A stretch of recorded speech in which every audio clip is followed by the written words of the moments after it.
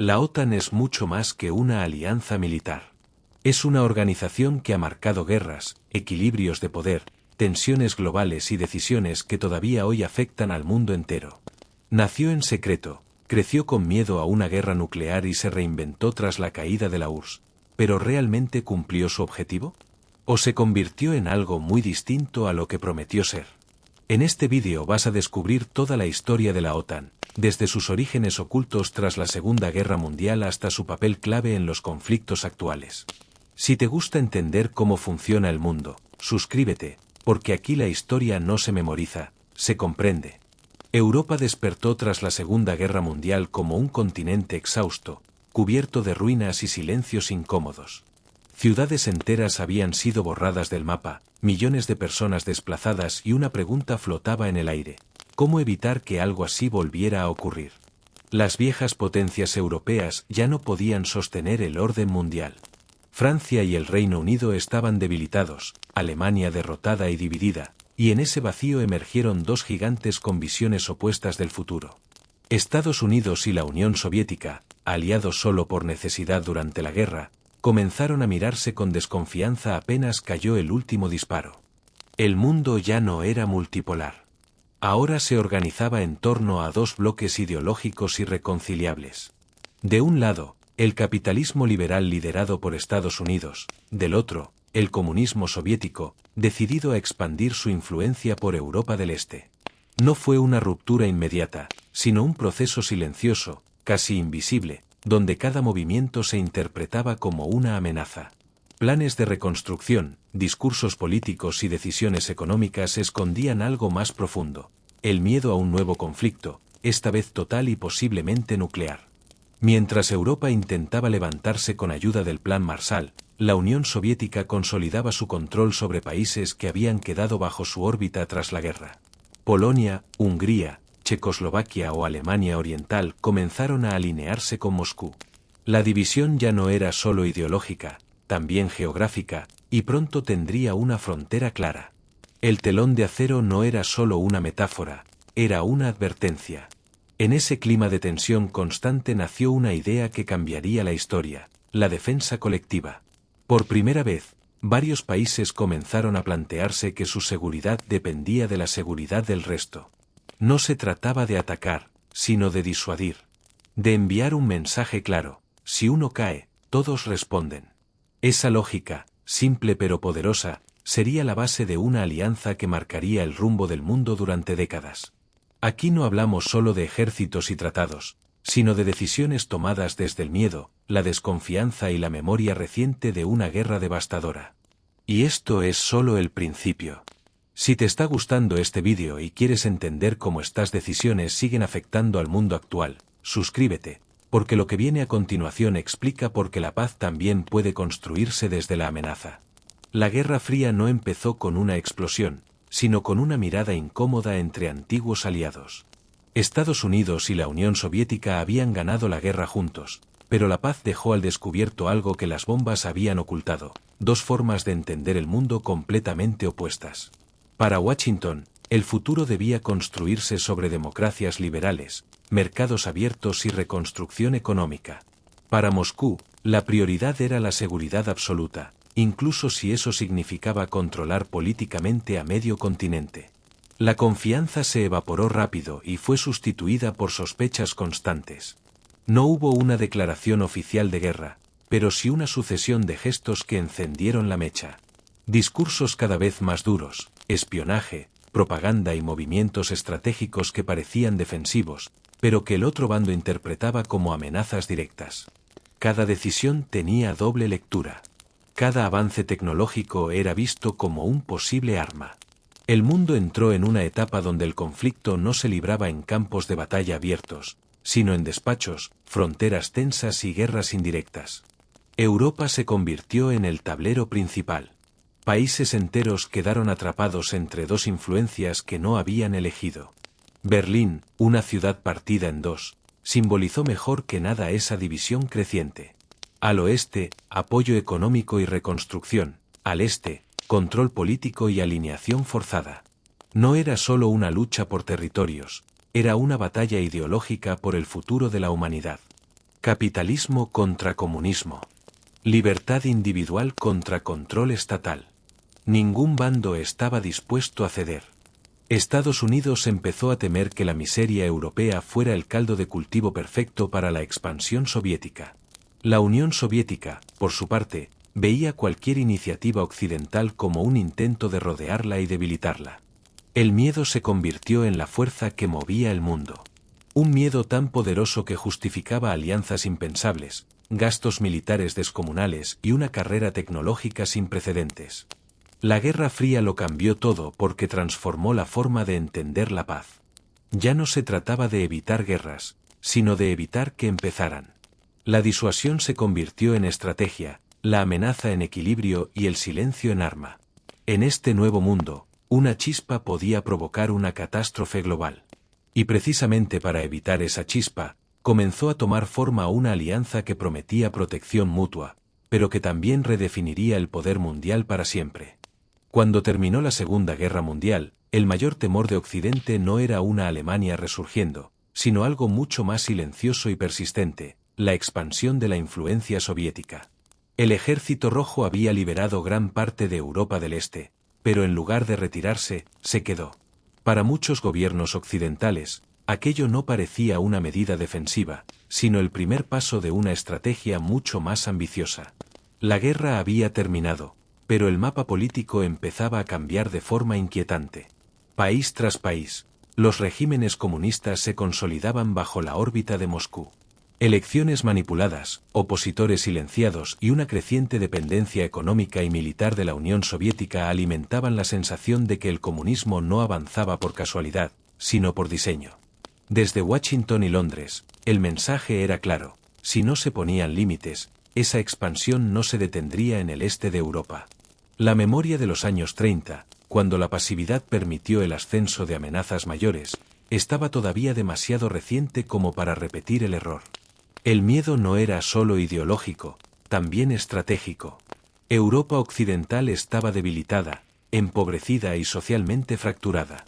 En ese contexto, el comunismo podía presentarse como una alternativa atractiva para poblaciones desesperadas. Occidente temía que la influencia soviética avanzara no solo con tanques, sino con promesas de estabilidad, empleo y orden. Una expansión sin disparos, pero igual de efectiva. La Unión Soviética, por su parte, justificaba sus movimientos como una necesidad de seguridad. Tras haber sufrido invasiones devastadoras, quería crear un cinturón de estados aliados que actuaran como barrera frente a futuros ataques. Sin embargo, desde el otro lado del telón de acero, esa lógica sonaba a excusa. Cada nuevo gobierno alineado con Moscú reforzaba la percepción de una amenaza imparable. Así se fue instalando una sensación de urgencia en Occidente: o se reaccionaba de forma coordinada, o el equilibrio europeo desaparecería por completo. El miedo al expansionismo soviético no nació de un solo evento, sino de una acumulación de señales, decisiones y silencios. Fue ese temor, más que cualquier batalla, el que empujó a las democracias occidentales a buscar una solución común.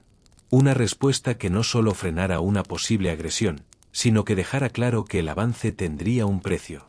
Antes de que la OTAN existiera, la idea de una defensa colectiva parecía lógica sobre el papel, pero en la práctica resultaba mucho más complicada.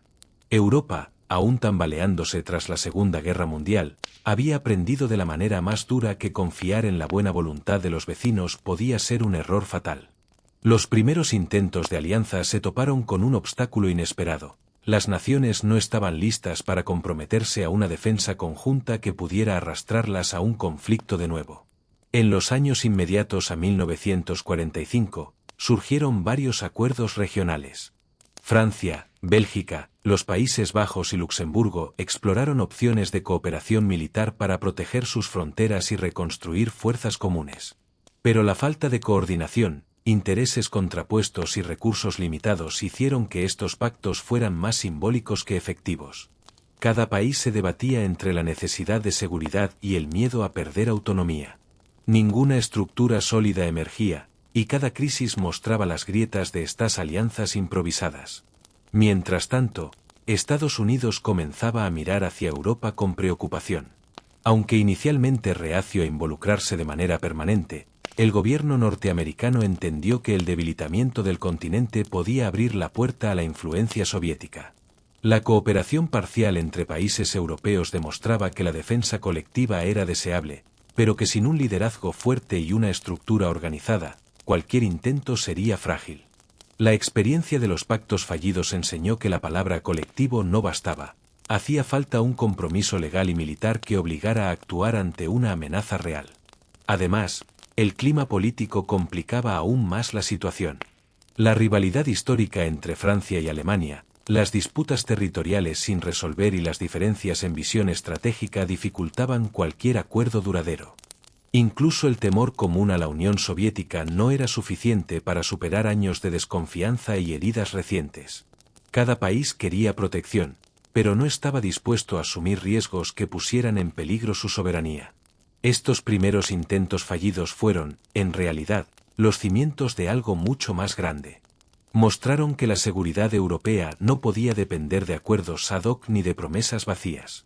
La lección estaba clara: solo una alianza formal, respaldada por la fuerza y con compromisos inquebrantables, podría garantizar que la guerra nunca volviera a arrastrar al continente entero a la destrucción. Y así, mientras los pequeños pactos se desmoronaban, comenzaba a gestarse la idea de una organización que cambiaría para siempre el mapa político y militar del mundo: la OTAN. En 1949, el miedo dejó de ser solo una sensación compartida y se convirtió en un compromiso firmado. El 4 de abril, en Washington, 12 países sellaron un acuerdo que cambiaría el equilibrio del mundo: el Tratado del Atlántico Norte. No fue un gesto simbólico ni una simple declaración de intenciones. Fue una respuesta directa a años de tensiones acumuladas, desconfianza mutua y a la certeza de que Europa, por sí sola, no podía garantizar su propia seguridad. Estados Unidos, Canadá y 10 países europeos, Reino Unido, Francia, Italia, Bélgica, Países Bajos, Luxemburgo, Dinamarca, Noruega, Islandia y Portugal, decidieron unir su destino militar. Cada firma representaba algo más que una alianza. Era la aceptación de que una agresión contra uno de ellos sería considerada una agresión contra todos. Esa idea, radical para la época, rompía con siglos de diplomacia basada en pactos frágiles y neutralidades ambiguas.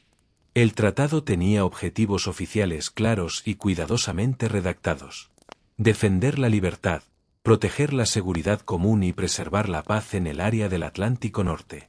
Sin embargo, entre líneas, el mensaje era evidente. La OTAN nacía como un muro de contención frente a la expansión soviética. No se proclamaba como una alianza ofensiva, sino como un escudo. Pero en un mundo dividido en bloques, incluso un escudo podía interpretarse como una provocación. Uno de los elementos más importantes del tratado fue su simplicidad.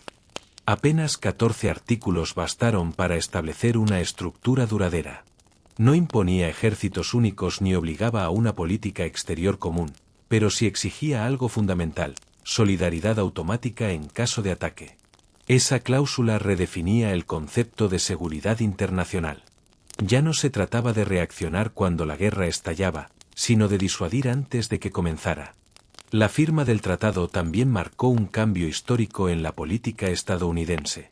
Por primera vez en tiempos de paz, Estados Unidos se comprometía a una alianza militar permanente fuera de su territorio. Era el fin definitivo del aislacionismo y el reconocimiento de que el liderazgo global implicaba responsabilidades constantes. Así nació la OTAN, no como una organización burocrática más, sino como una promesa colectiva en un mundo al borde de un nuevo conflicto. Una promesa nacida del temor, sí, pero también de la convicción de que la unidad podía ser la mejor arma para evitar otra guerra devastadora. Si hay una frase que define a la OTAN más que cualquier otra, está escondida en una sola línea del tratado: el artículo 5. Breve, directo y aparentemente sencillo, este artículo convirtió a la alianza en algo mucho más que un foro de cooperación militar. En esencia, establece que un ataque armado contra uno de los miembros será considerado un ataque contra todos. Pero detrás de esa fórmula casi matemática se esconde una de las ideas más poderosas y peligrosas de la política internacional moderna. El artículo 5 no obliga automáticamente a declarar la guerra, pero sí compromete a cada país a actuar. Y ese matiz lo cambia todo. Cada miembro decide cómo responder, pero ninguno puede mirar hacia otro lado. La fuerza del artículo no está en la reacción militar inmediata, sino en la amenaza implícita que proyecta. Atacar a un país de la OTAN significa enfrentarse potencialmente a todos. Es disuasión en estado puro. Por primera vez en la historia, la seguridad nacional dejó de ser un asunto estrictamente individual. El destino de una pequeña nación quedaba ligado al de las grandes potencias militares. Esa interdependencia transformó el equilibrio de poder global. La OTAN no necesitaba demostrar su fuerza constantemente, bastaba con que el mundo creyera que la usaría si era necesario. El artículo 5 convirtió la unidad en un arma estratégica. Sin embargo, este compromiso también encerraba un riesgo enorme. Si un solo conflicto local escalaba, podía arrastrar a toda la alianza a una guerra de dimensiones imprevisibles. Por eso, durante décadas, el artículo funcionó más como una advertencia que como una herramienta activa. Estaba ahí, visible, recordando a todos que ciertos límites no debían cruzarse. Lo más revelador es que, pese a su centralidad, el artículo 5 permaneció sin activarse durante más de medio siglo. Su verdadero éxito fue no usarse. Mientras la Guerra Fría avanzaba, su sola existencia ayudó a evitar enfrentamientos directos entre bloques armados hasta los dientes. Cuando finalmente se invocó, el mundo ya era otro, y la OTAN también. El artículo 5 es el corazón de la OTAN porque condensa su razón de ser, protección mutua basada en la confianza absoluta. No es solo una cláusula legal, es una promesa colectiva que transforma cualquier ataque en un problema global. Una frase corta, pero con el poder de decidir el destino del mundo. Desde fuera, la OTAN puede parecer un bloque compacto, casi automático, pero por dentro funciona como una maquinaria compleja donde el poder militar y el político conviven en un equilibrio delicado. No es un ejército único ni un gobierno supranacional. Es una alianza donde cada país conserva su soberanía, pero acepta coordinar decisiones que pueden afectar a todos. Esa dualidad es, al mismo tiempo, su mayor fortaleza y su mayor desafío. En el centro de todo está el Consejo del Atlántico Norte. Es el principal órgano político y el único con autoridad real para tomar decisiones. Allí se sientan los representantes de todos los países miembros y lo más importante, las decisiones se toman por consenso. No hay votaciones ni mayorías. Si uno no está de acuerdo, la decisión no avanza. Esto obliga a negociar, ceder y alinear intereses muy distintos bajo una misma estrategia común. Por debajo del nivel político aparece la estructura militar. La OTAN no tiene tropas propias permanentes. Las fuerzas pertenecen a los países miembros, que las ponen a disposición de la alianza cuando es necesario. El mando militar está dividido en comandos estratégicos, encabezados tradicionalmente por un comandante supremo aliado en Europa, casi siempre un general estadounidense. Esta figura coordina operaciones, planificación y defensa, pero siempre bajo la autoridad política del Consejo. Esta separación entre lo político y lo militar no es casual. Se diseñó así para evitar que la OTAN se convirtiera en una herramienta puramente militar sin control civil. Cada operación, cada despliegue y cada misión requieren una decisión política previa. La fuerza existe, pero está contenida por la diplomacia. Al menos, en teoría. Además, la organización cuenta con comités especializados en inteligencia, logística, armamento y planificación nuclear. Todo está pensado para que, si llega el momento, la respuesta sea rápida y coordinada. Pero esa preparación constante también envía un mensaje claro al exterior: la OTAN no improvisa. La estructura interna de la OTAN refleja su esencia. No es una jerarquía rígida, sino una red de compromisos donde el poder se reparte, se negocia y se equilibra. Una alianza donde cada decisión es lenta, calculada y cargada de consecuencias. Porque cuando tantos países comparten la responsabilidad de la seguridad, cualquier movimiento, por pequeño que parezca, puede cambiar el rumbo del mundo. La creación de la OTAN no pasó desapercibida al otro lado del telón de acero. Para la Unión Soviética, aquella alianza no era defensiva, sino una amenaza directa a su seguridad. Durante algunos años, Moscú observó con recelo cómo Occidente consolidaba su cooperación militar, hasta que decidió responder de la única forma que consideraba eficaz: con su propio bloque armado. En 1955 nació el Pacto de Varsovia, una alianza militar que formalizaba lo que ya era una realidad política y estratégica en Europa del Este. La Unión Soviética se unió a Polonia, Alemania Oriental, Checoslovaquia, Hungría, Rumanía, Bulgaria y Albania bajo un mismo tratado de defensa. Oficialmente, el pacto prometía ayuda mutua frente a una agresión externa. En la práctica, funcionó como un instrumento para asegurar el control soviético sobre sus estados satélite. A diferencia de la OTAN, donde las decisiones se negociaban, el Pacto de Varsovia respondía a una jerarquía clara, con Moscú marcando el rumbo y el resto siguiendo órdenes. Europa quedó dividida en dos bloques militares perfectamente definidos.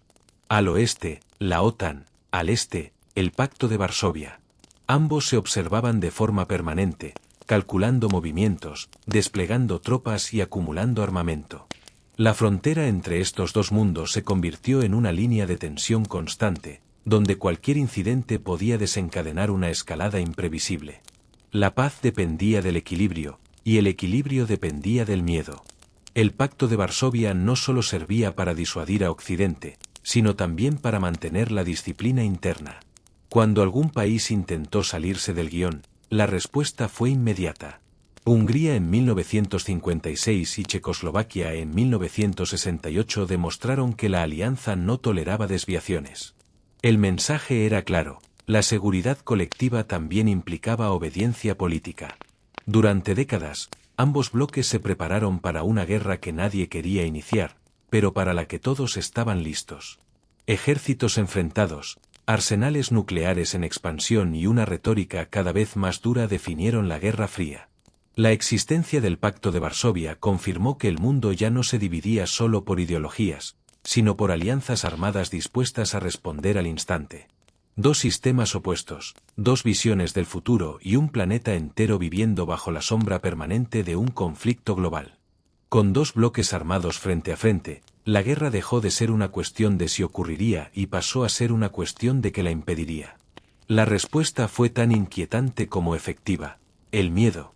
Así comenzó la carrera armamentística, una competición silenciosa donde la victoria no consistía en disparar primero, sino en demostrar que se podía destruir al enemigo varias veces. La paz ya no se sostenía sobre acuerdos, sino sobre la certeza de una catástrofe compartida. Estados Unidos y la Unión Soviética se lanzaron a una escalada sin precedentes. Bombas nucleares cada vez más potentes, misiles intercontinentales, submarinos capaces de lanzar ataques desde cualquier punto del planeta. Cada avance tecnológico del rival exigía una respuesta inmediata. No se trataba de ganar ventaja, sino de no quedarse atrás. El equilibrio dependía de que ambos bandos fueran igualmente capaces de aniquilarse. Una lógica absurda, pero aterradoramente estable.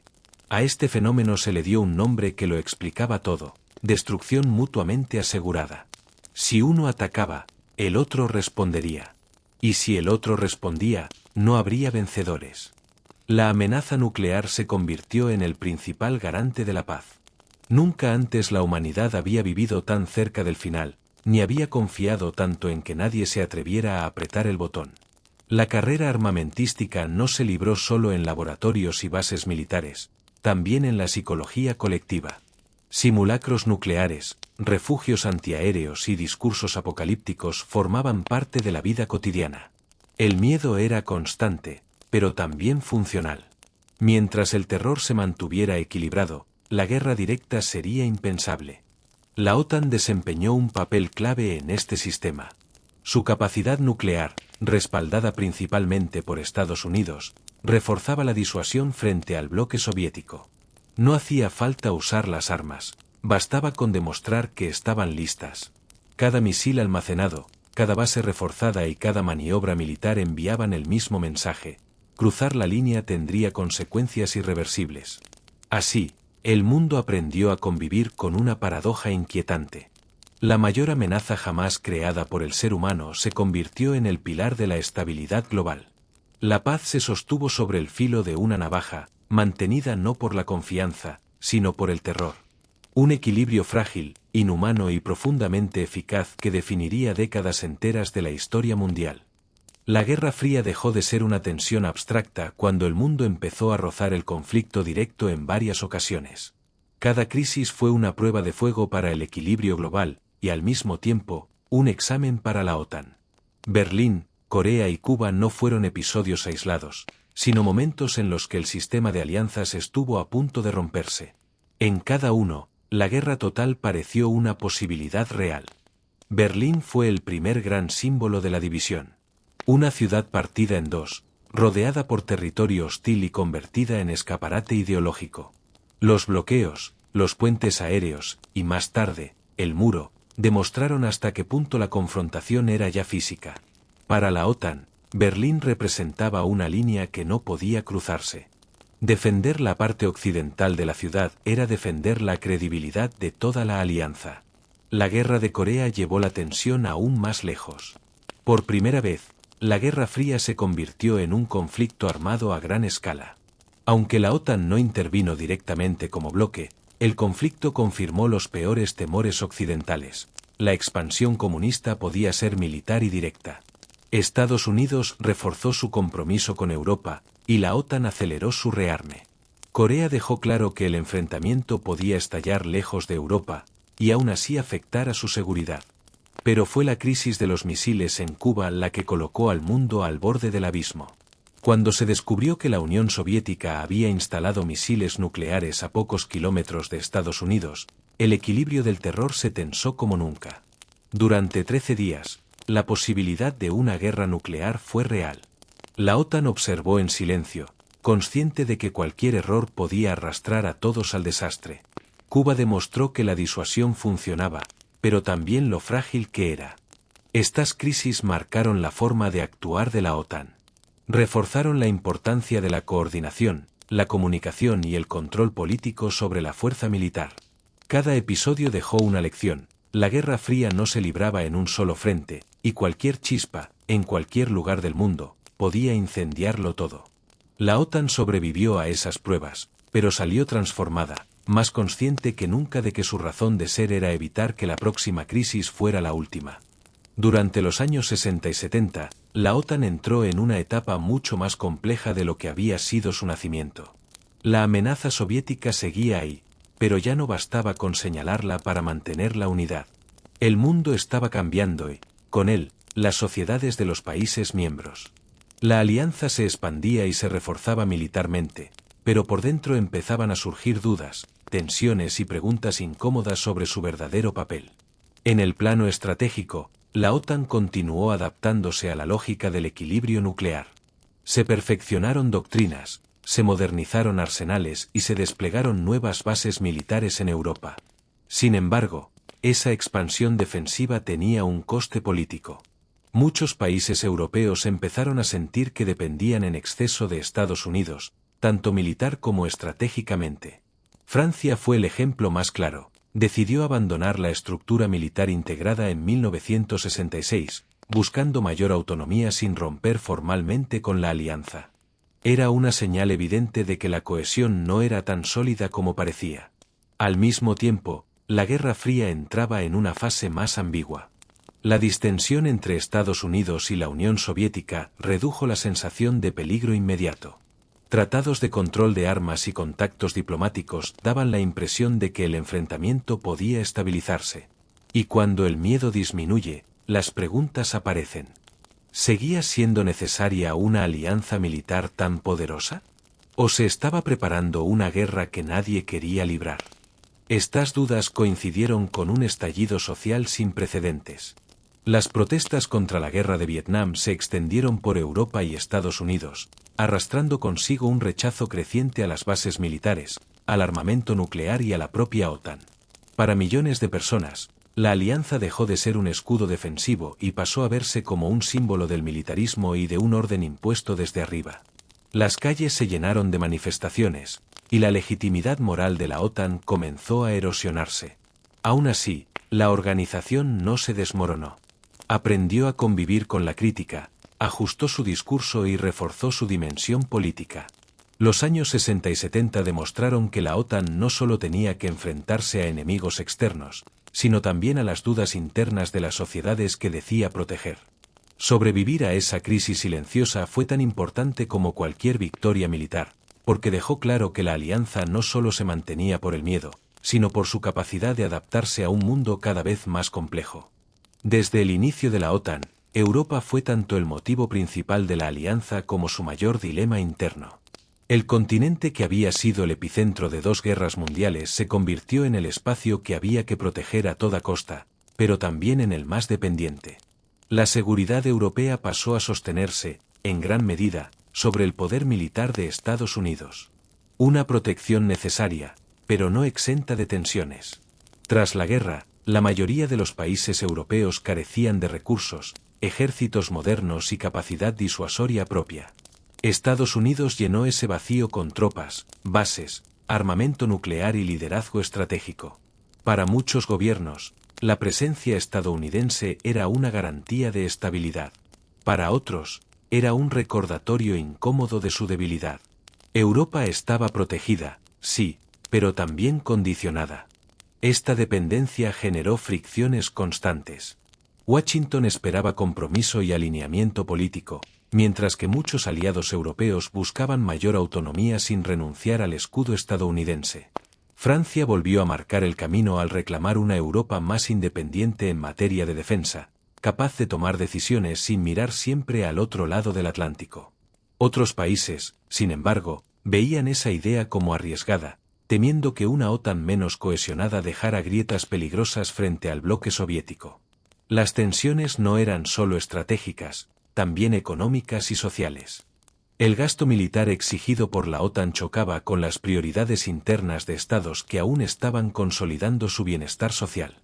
Además, la presencia de bases estadounidenses en suelo europeo generó protestas, debates sobre soberanía y una creciente desconfianza hacia el papel real de la alianza.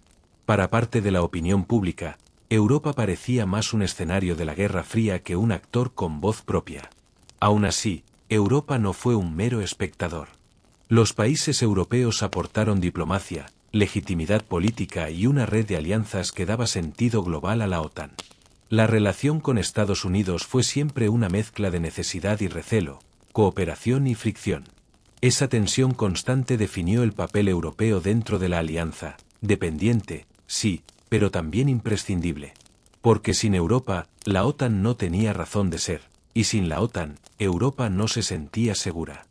La relación de España con la OTAN fue tardía, polémica y profundamente marcada por el contexto político interno. Mientras gran parte de Europa llevaba décadas integrada en la alianza, España salía de una dictadura y redefinía su lugar en el mundo. La transición democrática no solo implicaba cambios políticos, sino también decisiones estratégicas que afectaban a la identidad del país. Y una de las más controvertidas fue, sin duda, la entrada en la OTAN. En 1982, España se convirtió oficialmente en miembro de la Alianza Atlántica. La decisión no fue fruto de un consenso social amplio, sino de una apuesta política del gobierno, que veía en la OTAN una vía para consolidar la democracia, reforzar la seguridad y normalizar la posición internacional del país. Sin embargo, para una gran parte de la sociedad española, la OTAN representaba algo muy distinto: militarismo, dependencia de Estados Unidos y el riesgo de verse arrastrados a conflictos ajenos. La controversia fue inmediata. El recuerdo del aislamiento internacional durante el franquismo convivía con un fuerte sentimiento pacifista y con el rechazo a las bases militares estadounidenses en territorio español. Las calles se llenaron de manifestaciones y el debate se coló en hogares, universidades y medios de comunicación. España no solo discutía una alianza militar, discutía qué tipo de país quería ser. Para intentar legitimar la decisión, el gobierno convocó un referéndum en 1986. La pregunta no era simple, y las condiciones tampoco. Permanecer en la OTAN implicaba límites claros: no integrarse en la estructura militar, prohibir armas nucleares en suelo español y reducir la presencia militar estadounidense. El resultado fue ajustado. Ganó el sí, pero dejó un país dividido. La OTAN se aceptó más por prudencia que por convicción. Con el paso del tiempo, España fue profundizando su integración en la alianza, participando en misiones internacionales y asumiendo mayores compromisos. Pero la herida social tardó en cerrarse. El ingreso en la OTAN marcó un antes y un después en la política exterior española, simbolizando el fin definitivo del aislamiento y el inicio de una nueva etapa internacional. Una decisión estratégica clave, nacida entre dudas, protestas y un debate que aún hoy sigue resonando. La noche en que cayó el muro de Berlín, el mundo cambió sin disparar un solo tiro. Aquel bloque de hormigón, alambradas y torres de vigilancia no era solo una frontera física, era el símbolo más visible de un planeta dividido en dos. Cuando los pasos se abrieron y la gente cruzó sin miedo, quedó claro que algo mucho más grande se estaba derrumbando. No solo caía un muro, caía la lógica que había sostenido la Guerra Fría durante más de 4 décadas. Para la OTAN, aquel momento fue tan histórico como inquietante. La alianza había nacido para contener una amenaza concreta, y de pronto esa amenaza parecía desvanecerse ante los ojos del mundo.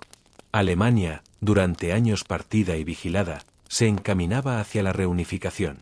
Europa del Este comenzaba a sacudirse el control soviético. Lo que durante décadas había sido impensable, ahora ocurría a toda velocidad. La caída del muro reveló el agotamiento del sistema soviético. Economías estancadas, sociedades cansadas y una carrera armamentística insostenible habían minado el bloque desde dentro. Ya no hacían falta tanques para controlar a la población, bastaba con la presión del colapso interno. Las revoluciones pacíficas se extendieron y el telón de acero empezó a deshilacharse. En ese nuevo escenario, la OTAN se enfrentó a una pregunta incómoda: ¿para qué seguir existiendo? Durante años, la alianza había definido su identidad en oposición al bloque del Este. Ahora, sin un enemigo claro, su razón de ser parecía diluirse. Algunos hablaron de disolución, otros de transformación. La certeza era una sola: nada volvería a ser igual. El fin de la Guerra Fría no fue un punto final, sino una transición llena de incertidumbre. La OTAN tuvo que adaptarse a un mundo sin fronteras tan claras, sin amenazas tan visibles y con conflictos más difusos. La caída del muro de Berlín marcó el principio del fin de una era, pero también el inicio de una nueva etapa donde la alianza debía reinventarse para sobrevivir. El enemigo había desaparecido, o al menos eso parecía. El colapso de la Unión Soviética a principios de los años 90 fue un terremoto geopolítico que nadie pudo ignorar. Durante décadas, la OTAN había vivido definida por un enemigo claro, tangible y formidable: el bloque soviético. Cada decisión estratégica, cada despliegue militar y cada maniobra diplomática estaba justificada por la necesidad de contener esa amenaza. Y de repente, aquel gigante que había marcado el pulso del mundo simplemente desapareció. Los tanques se detuvieron, los misiles dejaron de apuntar, y el equilibrio que había sostenido la paz durante tanto tiempo se volvió difuso e incierto. Europa del Este, que durante décadas había estado bajo control soviético, empezó a reconfigurarse. Estados que antes eran satélites reclamaban autonomía, democracia y un lugar propio en el orden internacional. Las fronteras se dibujaban de nuevo y los mapas políticos parecían más fluidos que nunca. Frente a este panorama, la OTAN se encontró en un dilema existencial: su enemigo desaparecido ponía en cuestión su propia razón de ser. Si ya no había una amenaza inmediata, ¿qué justificaba mantener una alianza militar tan poderosa y costosa? Dentro de la organización, las discusiones fueron intensas. Algunos países vieron en la desaparición de la URSS una oportunidad para reducir el gasto militar y transformar la OTAN en algo más político que militar. Otros, especialmente Estados Unidos, insistieron en que la alianza debía reinventarse para proteger la estabilidad en un mundo aún incierto. La idea era simple: aunque el enemigo tradicional había caído, surgían nuevas amenazas que requerían coordinación, disuasión y acción colectiva. Fue entonces cuando la OTAN comenzó a expandirse hacia el este. Nuevos miembros del antiguo bloque soviético fueron invitados a unirse, no para confrontar directamente a Rusia, sino para garantizar que la democracia, la cooperación y la estabilidad se consolidaran en la región. La alianza, que había nacido para contener al comunismo, empezaba a transformarse en una organización más flexible, capaz de intervenir en conflictos regionales y de responder a desafíos que no existían en los años de la Guerra Fría. El colapso soviético, por tanto, no fue un final para la OTAN, sino un punto de inflexión. La gran pregunta dejó de ser cómo nos defendemos del bloque soviético, y pasó a ser cuál es nuestro papel en un mundo multipolar, impredecible y lleno de nuevos riesgos. La desaparición de un enemigo visible obligó a la alianza a redefinir su identidad, y a partir de ese momento, sobrevivir dejó de depender solo del miedo. Ahora, la OTAN debía demostrar utilidad, estrategia y visión de futuro en un escenario donde la seguridad ya no tenía fronteras claras. Con el enemigo que había dado sentido a su existencia ya desaparecido, la OTAN se vio obligada a reinventarse para no quedar como un vestigio de la Guerra Fría. Los años 90 fueron una década de redefinición profunda. La alianza pasó de prepararse para una guerra total en Europa a intervenir en conflictos lejanos, complejos y, en muchos casos, internos. La defensa colectiva ya no era suficiente para justificar su papel en un mundo aparentemente más pacífico, pero en realidad mucho más inestable. La nueva OTAN comenzó a mirar más allá de sus fronteras tradicionales. Las amenazas ya no venían en forma de grandes ejércitos cruzando fronteras, sino de guerras civiles, crisis humanitarias y estados frágiles capaces de desestabilizar regiones enteras. Para responder a este nuevo escenario, la alianza amplió su concepto de seguridad. Mantener la paz significaba, ahora, intervenir antes de que el conflicto se desbordara. Este cambio supuso una transformación profunda en su forma de actuar. La OTAN empezó a liderar misiones de mantenimiento de la paz, operaciones aéreas y despliegues multinacionales con mandatos internacionales. Ya no se trataba solo de proteger a sus miembros, sino de gestionar crisis fuera de su territorio. La línea entre defensa y acción ofensiva se volvió más difusa, y con ella llegaron nuevas críticas y dilemas éticos. La expansión hacia el este fue otra pieza clave de esta reinvención.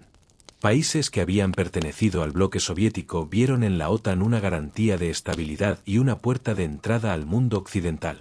Para la alianza, esta ampliación reforzaba su influencia y su capacidad de actuación, pero también sembraba las semillas de futuras tensiones con Rusia, que observaba estos movimientos como una amenaza directa a su esfera de influencia. La OTAN de los años 90 dejó de ser una organización reactiva para convertirse en un actor activo del escenario internacional. Intervenir, mediar y estabilizar pasaron a formar parte de su identidad. Esta reinvención aseguró su supervivencia, pero también cambió para siempre su naturaleza. La alianza ya no solo prometía defender, ahora también decidía cuándo y dónde actuar. Y ese giro marcaría el rumbo de todas las décadas siguientes. Las guerras de los Balcanes marcaron un antes y un después para la OTAN. Por primera vez desde su creación, la alianza pasó de la disuasión teórica a la acción militar real. Lo que comenzó como la desintegración violenta de Yugoslavia se transformó rápidamente en una crisis humanitaria que puso a prueba la credibilidad de la comunidad internacional. Europa ardía de nuevo, y esta vez la OTAN no podía limitarse a observar. Durante años, la alianza había sido diseñada para evitar una guerra entre grandes potencias, no para gestionar conflictos internos cargados de tensiones étnicas, limpiezas territoriales y estados colapsados. Bosnia y Herzegovina se convirtió en el primer gran escenario de intervención. Tras meses de violencia y fracasos diplomáticos, la OTAN lanzó operaciones aéreas para frenar los ataques y forzar negociaciones. Era la primera vez que utilizaba la fuerza armada de manera sostenida. El conflicto de Kosovo llevó esta nueva etapa aún más lejos. En 1999, la OTAN inició una campaña aérea sin autorización explícita del Consejo de Seguridad de la ONU, justificándola como una intervención necesaria para evitar una catástrofe humanitaria. La decisión fue controvertida, pero dejó claro que la alianza estaba dispuesta a actuar incluso en los límites del derecho internacional tradicional. La OTAN ya no era solo un escudo defensivo, se había convertido en un actor militar con capacidad de imponer resultados sobre el terreno.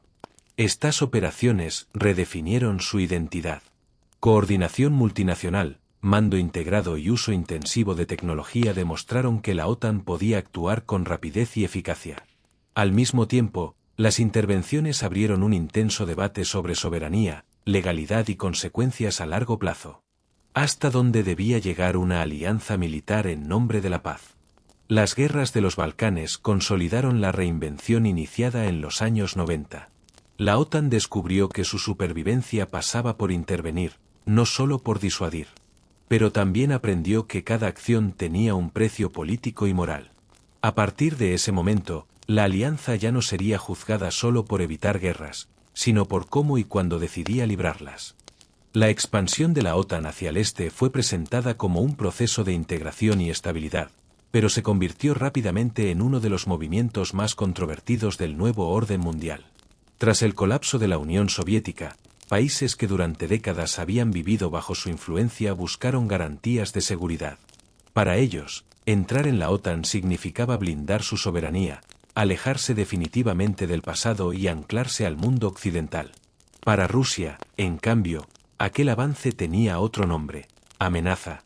Durante los años 90 y comienzos del siglo XXI, la alianza incorporó a antiguos miembros del Pacto de Varsovia y a repúblicas que habían formado parte del bloque socialista. Polonia, Hungría y la República Checa fueron los primeros, seguidos por los países bálticos y otros estados de Europa del Este.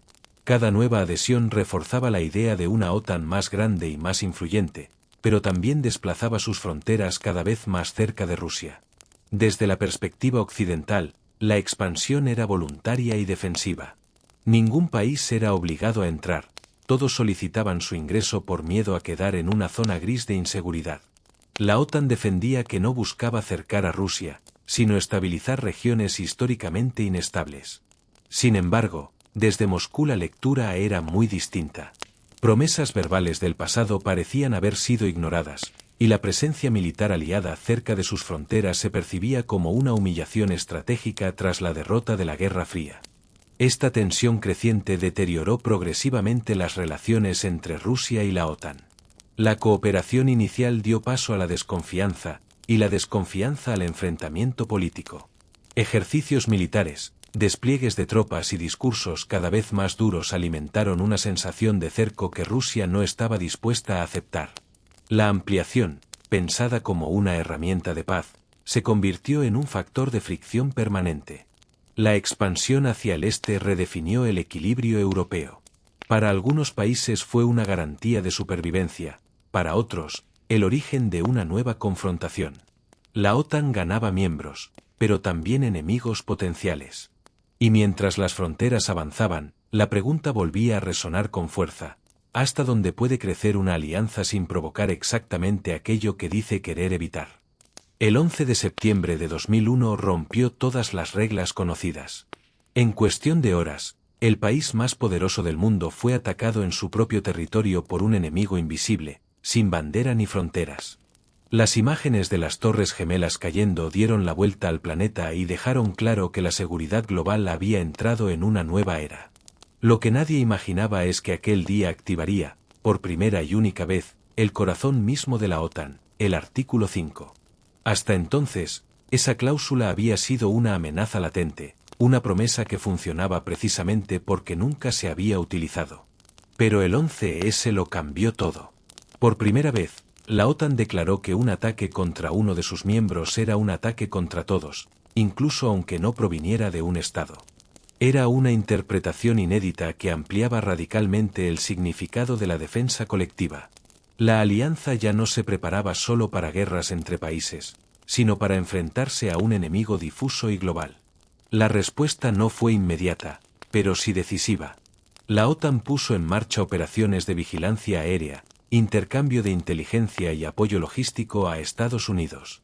Poco después, se implicó de lleno en la guerra contra el terrorismo, especialmente en Afganistán, donde Al-Qaeda tenía su base principal. La alianza entraba así en un conflicto largo, complejo y muy distinto a cualquier guerra anterior. Este momento marcó un giro histórico. El artículo 5 demostraba que no era solo una fórmula pensada para la Guerra Fría, sino una herramienta adaptable a nuevas amenazas. Sin embargo, también abrió un debate profundo: ¿hasta dónde debía llegar la OTAN en una guerra sin frentes claros ni final definido? La lucha contra el terrorismo no tenía líneas de batalla visibles, y eso ponía a prueba la cohesión y la paciencia de los aliados. El 11S transformó a la OTAN de forma irreversible. La alianza pasó de defender territorios a combatir redes transnacionales, de disuadir ejércitos a perseguir células clandestinas.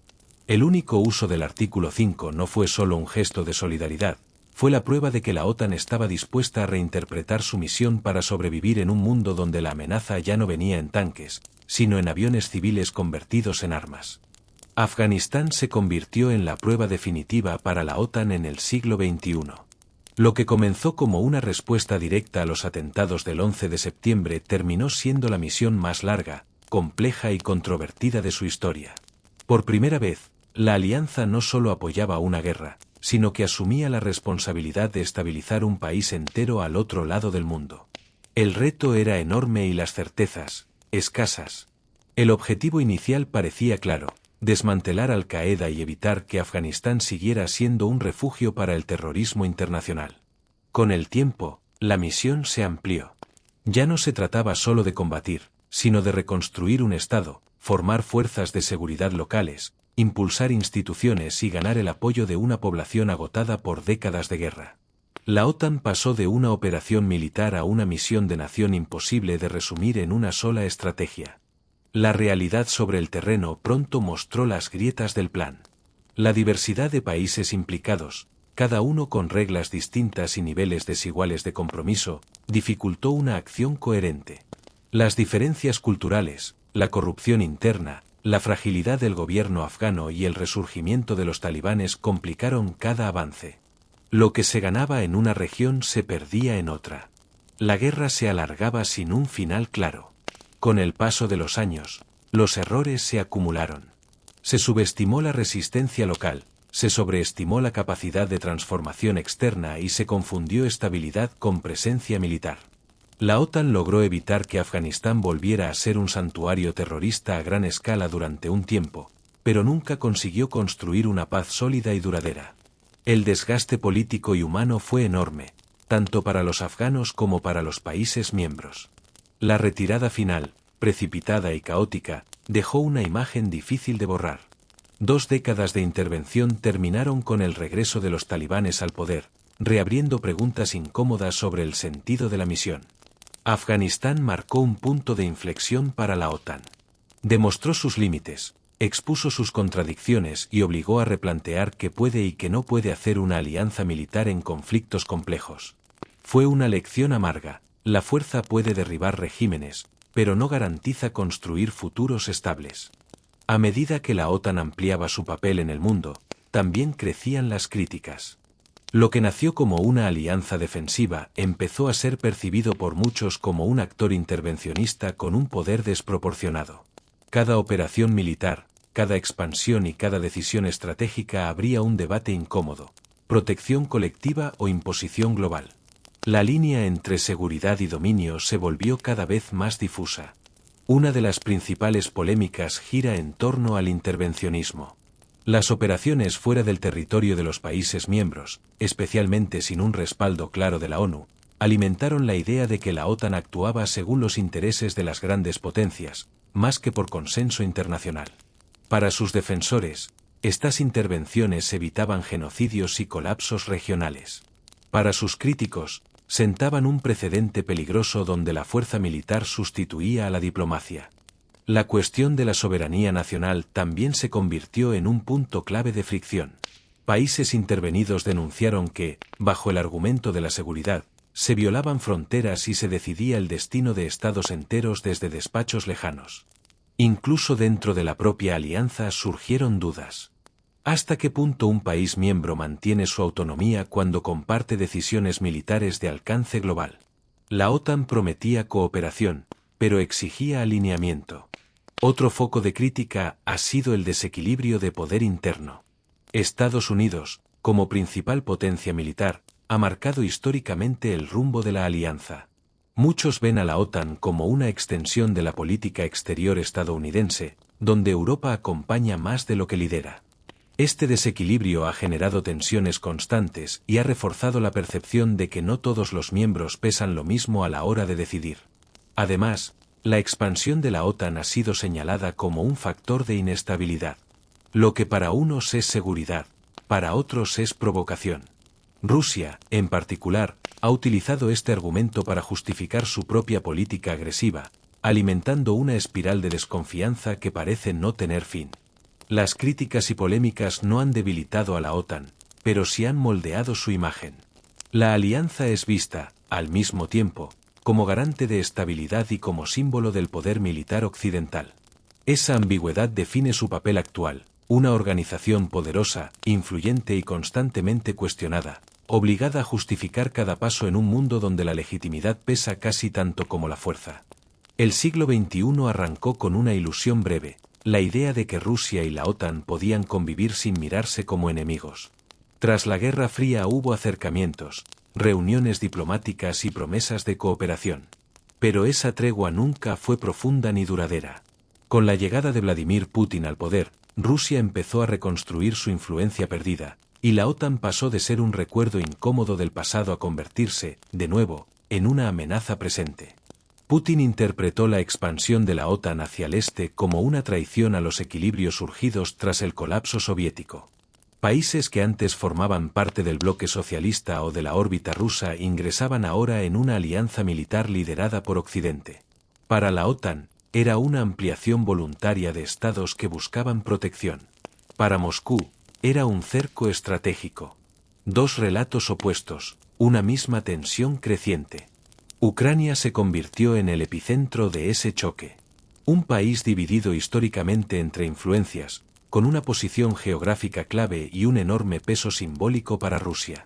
Cuando Kiev mostró su intención de acercarse a la Unión Europea, y eventualmente, a la OTAN, el conflicto dejó de ser diplomático. La anexión de Crimea en 2014 marcó un punto de no retorno. Por primera vez en décadas, las fronteras europeas se alteraban por la fuerza. Desde entonces, la relación entre Rusia y la OTAN entró en una espiral de desconfianza. Maniobras militares, sanciones económicas, discursos cada vez más duros y una narrativa constante de amenaza mutua. La invasión rusa de Ucrania en 2022 terminó de romper cualquier ambigüedad. La Guerra Fría había quedado atrás, pero la lógica de bloques volvía con fuerza. La OTAN respondió reforzando su flanco oriental y recuperando un papel central que muchos creían superado. Este nuevo conflicto geopolítico no es solo territorial o militar, es también ideológico. Democracia liberal frente a autoritarismo, orden internacional frente a esferas de influencia. Rusia y la OTAN ya no discuten solo seguridad, discuten el modelo de mundo que debe prevalecer. Y en ese pulso, Ucrania se convirtió en el escenario donde se decide mucho más que una guerra, se redefine el equilibrio global del siglo XXI. Durante décadas, la OTAN se preparó para un tipo de guerra muy concreto: tanques cruzando fronteras, aviones en el cielo y soldados enfrentados en el campo de batalla. Pero el siglo XXI trajo un giro silencioso y mucho más difícil de detectar. Las nuevas amenazas ya no siempre llevan uniforme ni disparan balas. Ahora viajan a la velocidad de un clic, se esconden en líneas de código y pueden paralizar un país entero sin que caiga un solo misil. Así comienza la era digital de la OTAN. Los ciberataques se convirtieron en un nuevo frente de batalla. Infraestructuras eléctricas, sistemas bancarios, redes de comunicación y bases de datos militares pasaron a ser objetivos estratégicos. Un ataque informático bien ejecutado puede causar tanto daño como una ofensiva tradicional, pero con una ventaja inquietante: es difícil saber quién lo lanzó y desde dónde. La ambigüedad se volvió un arma. Ante este escenario, la OTAN tuvo que adaptarse. Se reconoció oficialmente el ciberespacio como un nuevo dominio operativo, al mismo nivel que tierra, mar, aire y espacio. Ya no se trata solo de defender fronteras físicas, sino también redes invisibles que sostienen la vida moderna. La cooperación entre países se intensificó, compartiendo inteligencia, tecnología y protocolos para responder a amenazas que no respetan banderas. La inteligencia adquirió un peso aún mayor. Satélites, vigilancia digital, análisis masivo de datos y algoritmos capaces de anticipar movimientos se convirtieron en piezas clave. La guerra de la información pasó a ser tan importante como la militar. Campañas de desinformación, manipulación de redes sociales y ataques psicológicos buscan debilitar sociedades desde dentro, sembrando desconfianza y división sin necesidad de un solo disparo. En este nuevo tablero, la OTAN dejó claro que la defensa colectiva también se aplica al mundo digital.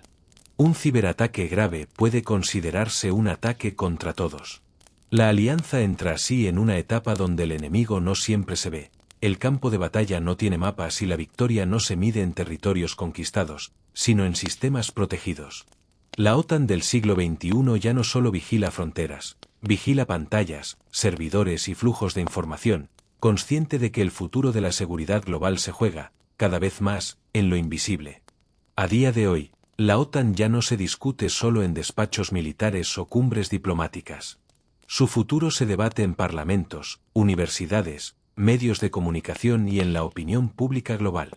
La pregunta es incómoda y, precisamente por eso, inevitable. ¿Qué es realmente la OTAN en el siglo XXI? Para unos, sigue siendo un escudo defensivo imprescindible, para otros, una fuente constante de tensión, y para no pocos, una poderosa herramienta política con intereses que van más allá de la seguridad colectiva. Quienes la defienden sostienen que el mundo actual es incluso más peligroso que el de la Guerra Fría.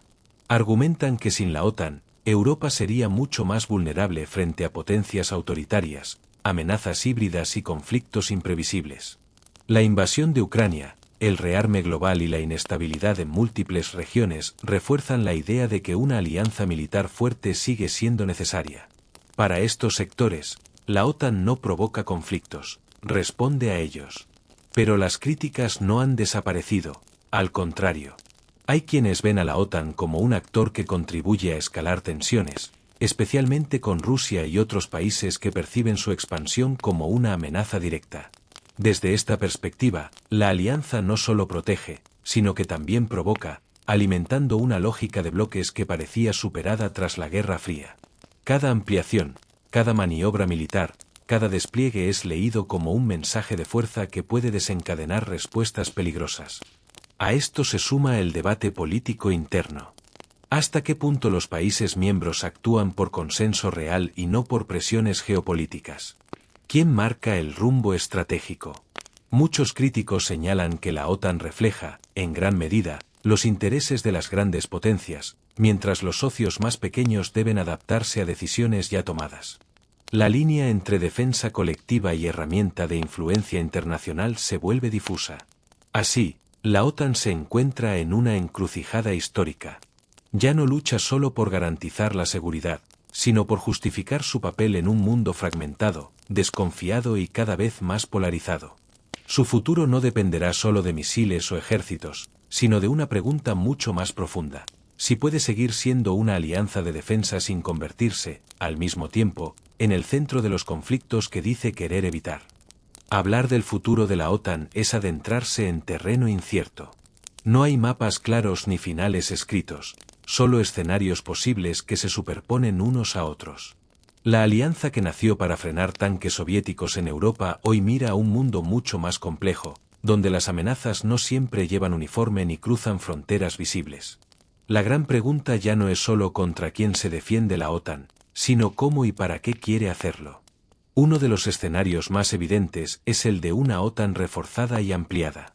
La guerra en Ucrania ha devuelto a la alianza a su razón de ser original: la defensa territorial.